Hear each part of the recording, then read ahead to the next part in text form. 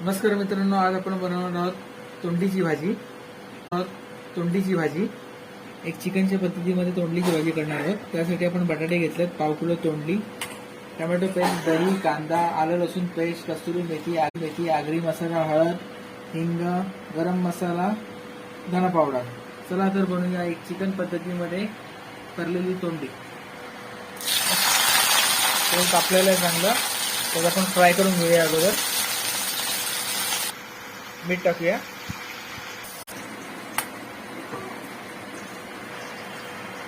कांदा टाकूया। आपण जे मसाले वगैरे घेतले ते सर्व एकत्र मिक्स करायचे। आपल्याला कोंबडा आपला आलं लसूण पेस्ट टाकायची आपल्याला, ती पण व्यवस्थित आपल्याला करूया। आपण